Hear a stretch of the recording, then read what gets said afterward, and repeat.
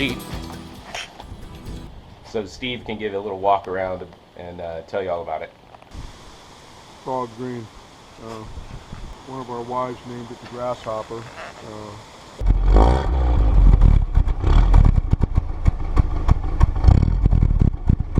I just want you to tell me all about it. What year is it? Tell me about kind of some stuff we've done to it. This is a 1964 model Jeep CJ5. And the CJ series of Jeep, that CJ stood for civilian Jeep. Okay? And they were basically a military pattern that was made for the civilian market. The military version of this was something called the M38, which was in the 50s, kind of a machine. So it's a 4-cylinder engine, 134 cubic inches, called a Z134. The intake valves are overhead, but the exhaust valve is in the block. Kind of an antique pattern, but that's how they were made. So over here, if you want to come and look, there's the transmission and transfer case controls. The longer of the levers is for the transmission. It's 2 speeds forward and 1 reverse, and then the center knob, medium height, is the transfer case, which allows you to engage the 4-wheel drive or disengage it. So if it's out, that means the here's the little key right here. If the transfer case is out, then the front wheels are disengaged. If it's in, the front wheels are engaged. And then the last lever is the gear range of the transfer case. The transfer case allows you to operate in a high range or low range. So with that option, the transmission actually has 6 speeds forward. 3 in high range and 3 in low range.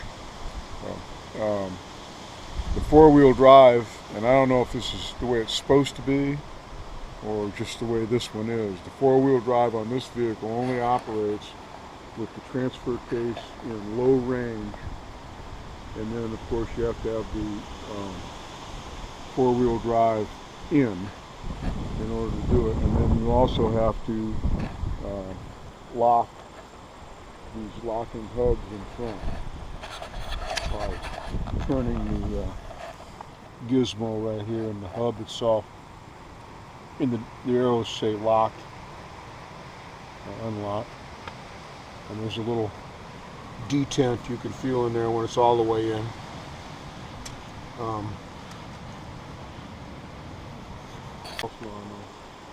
Oh, let's see. And when we got it, the biggest defect was that the brakes didn't work. And we're in the mountains here, there's really not any level ground, so you don't miss the brakes too bad when you're going up there. But when you try to come back down, you sort of wish you had them. You could operate it in low range in first gear, and the thing has enough compression to kind of hold you back so you don't run out of control, but brakes are kind of a necessity no matter where you are. So we figured out that the trouble with the brakes was at least started with the master cylinder, which on this vehicle is on the frame rail. You can't see it, but it's on the frame rail right about under there, okay? And not a very easy place to get to, but my buddy Bill did the flat on the ground work, and we managed to replace the master cylinder. And when we did that and bled the brakes the way you're supposed to do, the drum brakes, which all four wheels are drum brakes now. There's no disc brakes on that. As near as I can tell, they work the way they were designed, which is not very good. All right. Not compared to power disc brakes on all four wheels. Okay, but I don't think still don't think they really need anything else unless you were going to replace them with disc brakes. Which, for what we're doing, we probably would never get to. So the brakes work. Somewhere along the line, someone decided that this floorboard, the original floorboard, was too nasty to save, so they cut it all out and welded in, or bolted in, or riveted in what you see here. But that's all replacement stuff. And I believe on these, the handbrake, emergency brake, if there was one, would come up right through the middle and have a lever to go up and down, right? Yeah. It's plain from what you can see that there is no such device here. No brake. That's no handbrake. No handbrake. That's a bit of a limitation. Again, when you're parking on a hill with a standard transmission, you really can't. It's very difficult to hold the brake, operate the clutch, and the throttle at the same time. You need 3 feet for that, and none of us has more than 2. So it's a little bit tricky. It's a little bit tricky, but you can do it. It just takes a lot of practice. So, how about the? It looks like we've got new tires on here. Tell them about the new tires. Well, the tires it came with were pretty well dry rotted, and over the summer last year. Even though we've been keeping it indoors, so we didn't make the dry rot any worse. But over the summer, one of them split right down the middle of the tread, and when we figured out that we came up to have a weekend up here and found a tire flat on the Jeep. The Jeep was courteous enough to have its flat tire right next to the air compressor, so we were able to air it up. It stayed aired up for a day or two, but not for long, and we had to use the old soap and water trick to figure out where it was leaking. And when we found that, we found that the tread on the tire had dry rotted and split, so there's no repair possible for that, and none of the tires were any better off. So we bought a set of these Rhodian Mountain Dextrans or whatever they are, and they got nice knobby treads on them, and they're brand new. So I think we've probably put maybe 50 miles on this in 2 years, just batting up and down the trail. So we probably won't wear these tires out before we wear out something else. It smokes when you work it hard. We did a compression test on the engine and found that we had, out of 4 cylinders, 2 of them are pretty good. So we're not really hitting on all 4. It's just chugging along. But for what we do, you know, you put a quart of oil in it every 3 trips up here. Don't try to do too much or work too fast, and it'll probably be fine for a good long time before we have to do something about it. When that time comes, it might be a bit of a challenge because there's an antique market for these engines and the parts for them. So it could be a bit of a challenge to get it put back when it quits running. Down the road, though. It's it looks like it's coated, like the whole thing inside and out, and it's a unique color. Yeah, frog green. One of our wives named it the Grasshopper after the green color, and that's bed liner that's sprayed on there, and that's the color of the bed liner. So it's pretty rust proof as it sits, but not very well camouflaged, I guess you'd say. Right. All right. You want to take a look under the hood, I guess?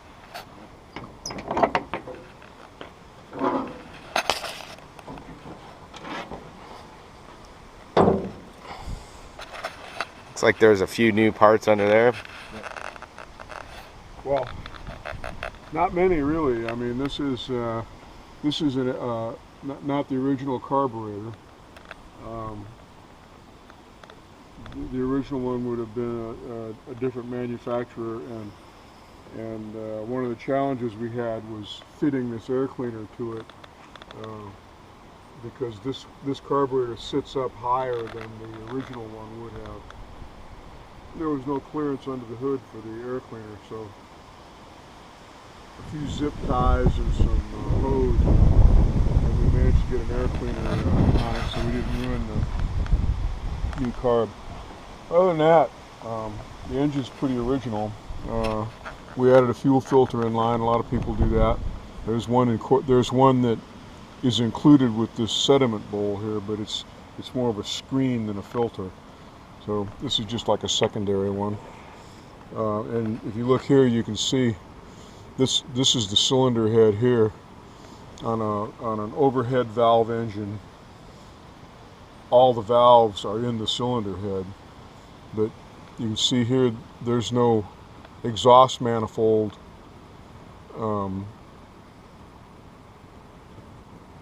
This is the exhaust manifold right here, and it's bolted right into the block instead of into the head, and the valves are right behind these bolts here, exhaust valves.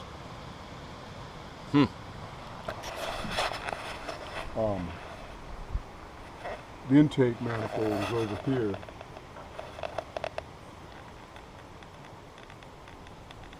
Up on the head. And what's under here is push rods and stuff. Mm-hmm. All right. What do you think? That's about it for the Grasshopper, huh? Yeah, that's about it. It's a pretty simple machine, old school. There was no DOT. There was no EPA. Right.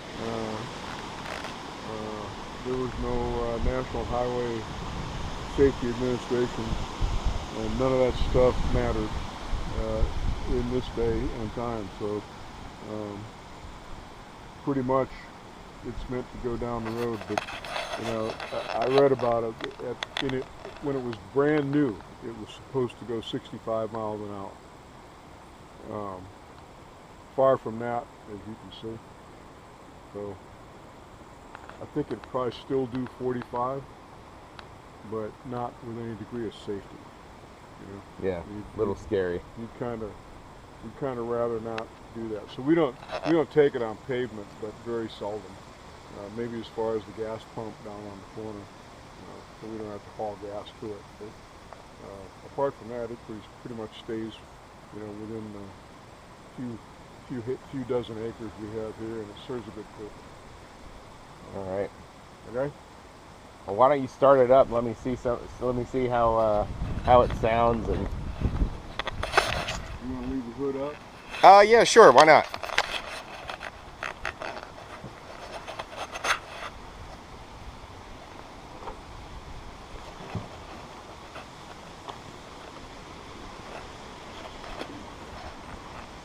So for those that are unfamiliar, I guess the starting procedure for this is you clutch it, and because there's no emergency brake, when you clutch it, if it's on a slope, it'll move. Okay, right. Because the only thing holding it is the transmission and the engine, and when you put the clutch in, you disengage those, so it'll roll. We'll move a little bit, but not much, because we're fairly level here. So with the clutch in, put the main transmission lever in neutral, and this has a manual choke, which is not something a lot of people are familiar with. So if the engine was stone cold, you'd have to choke it like that, and that closes a little butterfly valve inside the carburetor and makes it lean on little air and more fuel. Okay. But then as soon as the engine starts, you've got to back that out because it'll get too much gas and not enough air after it starts running. So we may not need the choke because it's been run today. And then you just start it like normal. Alright, I'll take a look at it here.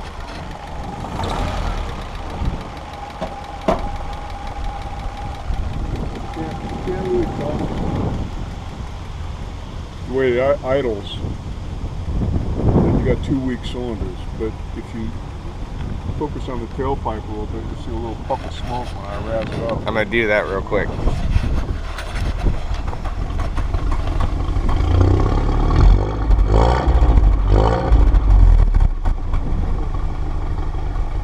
Yeah, one more.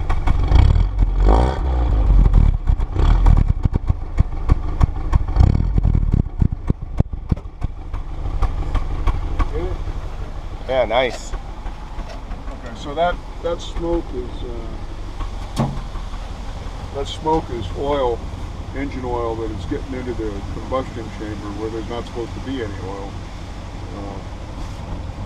And where we think it's coming from is past the piston rings, which are supposed to keep the oil in the oil reservoir, the oil pan, and seal the piston against the cylinder so that it gets compression. We think it's the rings because we did a compression test with a gauge screwed into the spark plug hole, and when we found the weak cylinders, we put a spoonful of oil in the weak ones right down the spark plug hole. And when we did that, the compression came up on those weak cylinders. Okay. So if it was weak to begin with, and the compression came up with the oil in the spark plug hole, that means the oil sealed around the piston rings just long enough to get the compression up on a couple of turns. It won't stay that way. It's not a fix, but it tells you it's the rings that are weak. If that made no difference, putting oil in the cylinder, then you probably have a valve that's bad. Okay, and compression is leaking out the valve that isn't closing properly when it's supposed to. I got you. So bad rings means you got to do a proper fix. You have to take the engine apart. When you do that, you get the might as well. You might as well have new cylinders, new piston rings.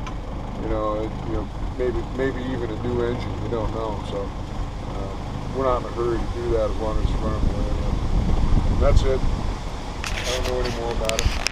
All right, you want me to shut the hood for you? Yeah. All right, hold on.